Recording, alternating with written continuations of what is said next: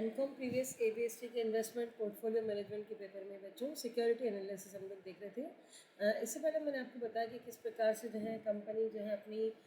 Securities के लिए, जैसे आप जो अपनी बचत जो भी सिक्योरिटी करते हैं, में सिक्योरिटीज़ में जो आप पैसा इन्वेस्ट करते हैं, उसे किस प्रकार से जो है उनकी रिटर्न के आधार पे, उनकी जो प्रतिफल के आधार पर हम जो है उसको किस प्रकार से उसकी स्टडी करते हैं, उस पर किन किन चीज़ों का प्रभाव पड़ता है। तो हम उसमें आगे देखने वाले हैं fundamental analysis, economic analysis, industrial analysis और टेक्निकल एनालिसिस। तो अर्थव्यवस्था का जो है हमारी इकोनॉमिक में जो है रिसेशन अगर होता है तो कंपनी मंदी होती है, और मंदी होने के कारण क्या होता है कि उसकी डिमांड जो है वो बच्चों तेज़ी आती है तो वस्तुओं की मांग बढ़ जाती है। तो इस प्रकार से जो है उसके निष्पादन में फिर तेज़ी आने लगती है, रोजगार के अवसर बढ़ते हैं और इसी तरह से उत्पादन बढ़ता है, कीमतें बढ़ती हैं। हमारा देश मानसून पे डिपेंड करता है, मिक्स्ड इकोनॉमी भी हमारी। तो किस प्रकार से जो है कृषि उत्पादन में वृद्धि होने से आपके जूट है और चीनी आदि के जो है वृद्धि होती है। ये सब हमने कल देखा था, मिक्स्ड इकोनॉमी में किस प्रकार से इकोनॉमी का प्रभाव पड़ता है। तो हम इसमें 4 फैक्टर बच्चों देखने वाले हैं। एक फंडामेंटल एनालिसिस है और इकोनॉमिक एनालिसिस, इंडस्ट्रियल एनालिसिस, इनका जो है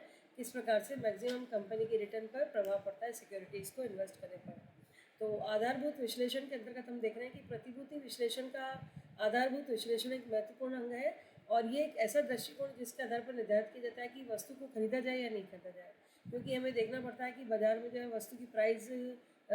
जो सिक्योरिटीज़ की प्राइस है वो अंडर प्राइस है और ओवर प्राइस है, ज़्यादा प्राइस उसकी है, कम प्राइस है। इसके आधार पर जो है उसको प्रतिभूति को खरीदने का डिसीजन लिया जा सकता है। यानी सबसे महत्वपूर्ण डिसीजन ये है कि उसको खरीदा जाए नहीं खरीदा जाए, उसके बीच उसके बेस को डिसाइड किया जाता है। यानी कि अस्थायी जो बाज़ार में जब भी कभी मान लीजिए कि इम्बैलेंस होता है, जैसे अभी कोरोना पीरियड है या किसी ऐसे समय में जबकि आपकी सिक्योरिटीज़ के रेट्स में बहुत ज़्यादा फ्लक्चुएशन होता है ना, जब चुनाव होते हैं या किसी की जीत और किसी की हार होती है किसी पार्टी की, तो उन सब का उस पर कारकों का प्रभाव पड़ता है। या जैसे जो मेन इकोनॉमी इंडिया, जैसे अमेरिका की इकोनॉमी, तो उसमें जो भी जीत या हार हुई या वहाँ पर जो डॉलर की वैल्यू हुई, उससे जो है और जगह पर जो है रेट्स में डाउन और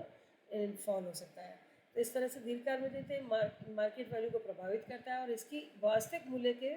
बराबर दीर्घकाल में जो है बाजार मूल्य जो है धीरे धीरे होने लगता है। तो ये क्या होता है कि हम ये विश्वास करते हैं कि वास्तविक मूल्य के निर्धारित तत्वों में परिवर्तन होने पर और विभिन्न वर्षों में इसके मूल्यों में परिवर्तन होता रहता है। ठीक है, लेकिन अधिकांश प्रतिभूतियों में जो होता है वास्तविक मूल्य से बाजार मूल्य की तुलना में ज़्यादा परिवर्तन नहीं होता है ना। ज़्यादातर प्रतिभूति ऐसी होती है जिनमें कि मार्केट प्राइस और जो होती है अलग अलग रहती है और उनमें अंतर जो है वो लाभ प्राप्त करने का अवसर बन सकता है। तो कम कीमत वाली प्रतिभूति जो होती है आपकी, उसको खरीद के हम उसको जो है ज़्यादा कीमत पे बेच करके मार्केट का बेनिफिट ले सकते हैं। तो इस तरह से जो फंडामेंटल एनालिसिस है उसका उद्देश्य क्या हो गया कि हम जो है स्पेकुलेशन प्रॉफिट प्राप्त करना हमारा उद्देश्य नहीं है, बल्कि ये उद्देश्य कि हम बार बार जो है मार्केट में क्रय करें और क्रय करने के बाद में जो है उसको प्रतिभूति को बेचते रहें जहाँ पर भी हमें जब भी उसमें ज़्यादा अधिक लाभ मिल सकता है। तो ये इसकी रहेगी। तो स्ट्रक्चर ऑफ फंडामेंटल एनालिसिस हम देख रहे हैं कि इसका आधार ये है कि किसी भी समय प्रतिभूति की आंतरिक जो मूल्य दिया हुआ होता है वह मूल्य उसके जो है इकोनॉमिक फैक्टर्स पे डिपेंड करता है,